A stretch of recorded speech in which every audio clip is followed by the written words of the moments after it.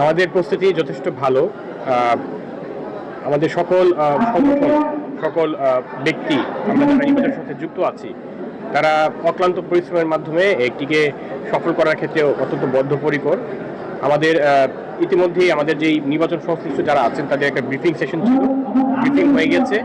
এখন তারা স্ব কেন্দ্রে তাদের যেই ব্যালট শুরু করে নির্বাচন মালামাল আছে সেগুলো তারা গ্রহণ করবেন এবং বিধিবদ্ধভাবে তাদের যেই আইন শৃঙ্খলা বাহিনীর সহায়তা সহ এসকর্ট সহ তারা তাদের যেই কেন্দ্রগুলো আছে কেন্দ্রগুলোতে চলে যাবেন।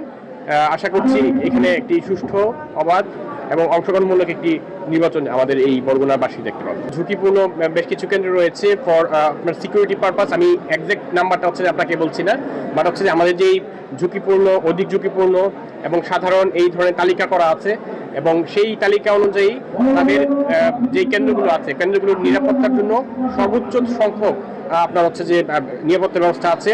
পাশাপাশি যদি এখানে আমাদেরকে সার্বিক সহায়তা দিচ্ছে নৌবাহিনী, তাদের প্রায় 1000-এর বেশি সংখ্যক সদস্য অনেক নিয়োজিত আছে, পুলিশ সদস্য আছে প্রায় 2000-এর অনেক বেশি, 2500-এর মতন হচ্ছে পুলিশ সদস্য নিয়োজিত আছে।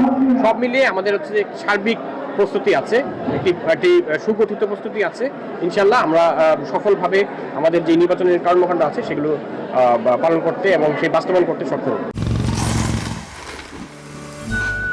লাইফ তো প্যারা দিবেই, নেবেন না নির্মজাদার গোলমার্ক কপস, কুরমুরে বাইতে ফুরফুরে লাইফ।